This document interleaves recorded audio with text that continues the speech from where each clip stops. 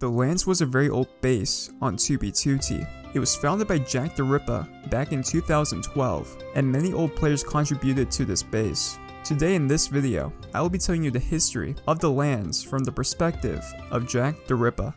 The lands was initially a fallback base after Jacktherippa's end base was deleted by Housemaster. After that, he decided to go to the millions in the overworld by using the nether roof. His main goal was to reach the coordinates x-10 million, z-10 million. He used the nether roof and ran for a week straight to reach his goal, and after a week-long period of the server being down, this goal proved to be a huge feat, and he was also getting bored, so he decided to make a base at the coordinates x-4,400,000, z-4,300,000. Jack assumed that one day, Mojang would add strongholds to Minecraft's world generation, so he decided to build at the coordinates to kill time until this update was implemented.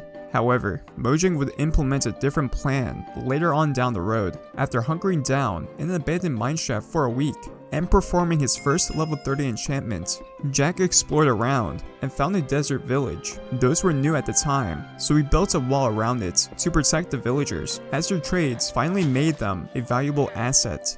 The next few things Jack built was the main base and a multitude of farms, converting the main smithery of the village into a multi-story house. Jack employed the usage of sand dupers to make sandstone, which was the main block used. In addition to this, there was an auto wheat farm, a small pigment farm, iron golem farm, an ice farm, and sugarcane farm. In late September 2012, there was an exploit with books, since MPT tags on written books and diamond swords were similar at the time. This exploit would allow a player to sign a book, and in addition to naming the book, they could add any enchantment up to level 32,767.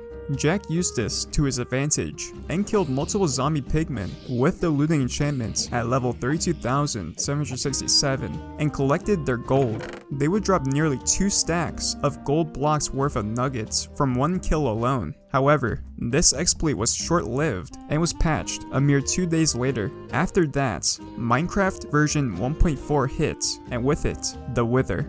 After hunting copious wither skeletons, Jack killed the first wither on the server and made a beacon array at the lands over the next few days. This made him the first player documented to make a beacon array on the server. Jack would continue to add more structures to the lands until his first new arrivals at the lands. Around December of 2012, a player named Snacky North asked Jack if he could join the lands. Snacky just lost his library due to him inviting the wrong player to it, and he was afraid since he had nowhere to go after this event. This was the first time Jack got involved with other players, since the only other time he had a basemate on 2B2T was from another server called Casual Comfy Guys.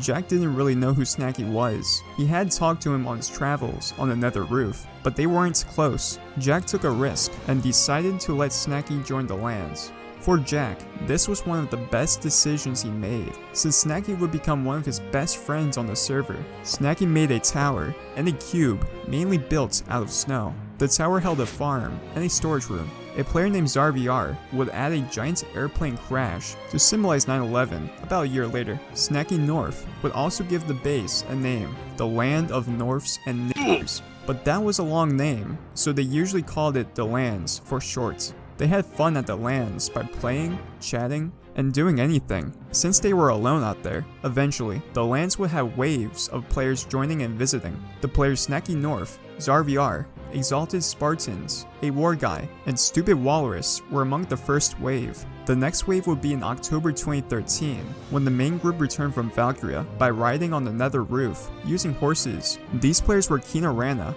Brandnillan, Fubster, the Pompano, and Parthicus, who all joined in on the ride.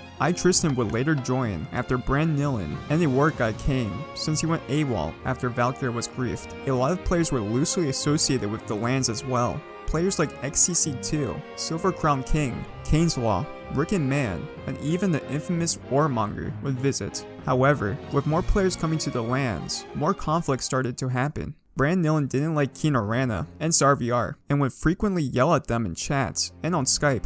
Tristan was only loosely associated with the group, and largely kept secrets from them, mainly pailing around with pyrobites. And as if all that weren't enough, even Pop-Bob himself followed the group after they rode all the way from Valkyria using the account Radical Hiccup. He figured out how to get up on another roof, which was disabled to non-horse riders from a machine designed to get horses up there, which was left near Valkyria's Netherside portal. After stealing a few items from the stash, Pop-Bob seemingly never logged into Radical Hiccup ever again. Even with all of this conflict, they would contribute structures to the lands. Exalted Spartans built a court structure named the Taj Autist. He never finished the interior or the surrounding structures, but it was still impressive. The 2B2T Fish and Wildlife Corps headquarters were built by Fubster and the Pompano, an automatic fishing farm, and an expansion of the Iron Golem farms. In total, there were 3 Iron Golem farms connected to a central Iron Golem farm. In memorial of all of the dead Iron Golems, Jack made a red flower memorial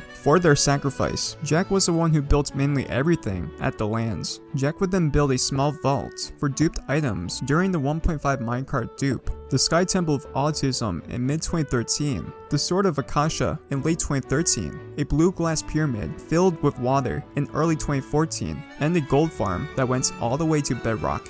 This was one of the first gold farms on the server, back when that was a useful thing to have. As for the Sky Temple of Autism, Jack started creating it back in July 2013. Around that time, another large YouTube Minecraft group, known as Minecraft, had reached a peak of their popularity, and they reset their server map in anticipation for Minecraft version 1.6. Before doing that, the Minecraft group made a giant tour of every structure that was built on the map. This map was about a year younger than 2B2T at the time, so it was quite impressive. They eventually came to a build built by a YouTuber named Zisto. He built a sandstone structure called the Lens, which inspired Jack greatly. Instead of sandstone, Jack would use stone brick since it was easier on the eyes, classy, and easy to obtain. The 1.5 dupe was also patched around this time, so he had plenty of quartz blocks to use for the Sky Temple as well. The design of the Sky Temple later became the template for another popular building Jack would eventually build, called the Sky Pillar of Autism, which was also known as Space Valkyria. You can somewhat see the resemblance. This was the peak of the lands, but eventually, it basically became a dead base in late 2014. Jack's basemates would /kill back to spawn periodically, and most of the basemates started to lose interest since there wasn't really much to do at the lands. When Jack logged in, nobody was there except for him. Eventually, all of the players went on to do other things. Jack went to his other solo base, which was called his Island Pair of Dice, and in August 2014, Stupid Walrus created an end base. Jack found out about a plugin to regenerate bedrock in the overworld and nether at that time, so he told Stupid Walrus to generate a strip of bedrock going over 10,000 blocks out and make something cool at the end. But he only went about 1,500 blocks out. He built a house with tons of mobs he wrangled there.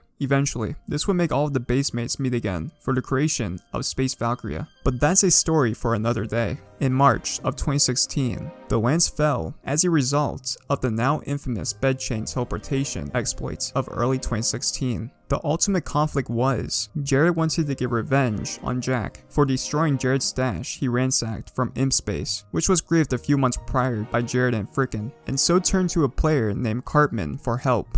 Eventually, the bed chain exploit was discovered, which could be achieved by placing a bed in the nether and overworld at exactly the same coordinates and facing in the same direction, sleeping in the overworld bed, walking into the nether, and /killing. This would cause the player to respawn at the nether bed, which would be 8 times farther away than the overworld bed the player should have respawned at. After a few failed attempts to make it, Jared and Talo created a new chain off to the side where nobody would suspect and asked Pop-Bob to log into his old account, Radical Hiccup, in order to place the final bed in the nether. Tristan, meanwhile, knew what Pop-Bob, Jared 2013, and Talo 112 were up to, and he stood idly by while Jared ruined everything and Talo killed anyone in his path with a 32k sword from Tristan's back door just 2 months prior. Today, the lands are blown up due to the bed chain, but Jack learned a lot from this base. It's where he refined his building style, since this was when he felt that he wasn't good at building. The lands is where he really built up the skill of building and designing, as well as redstone machinery, and apart from that, it was also a nostalgic base more than anything else. He compares the lands by looking back on your first bike. It's a cool thing, but you can't really ride it since it's old and busted. but you still wish you could ride it due to all of the memories you had during you were able to ride it. It's cool to see that bases like the lands show that players can go on to learn things from them, like learning how to build and creating friendships along the way. Thanks for watching. I would like to thank Jacktherippa and Trump17 for the information for this video. Leave a like and maybe consider subscribing for more information like this in the future. Anyway guys, stay fast and see you guys next time.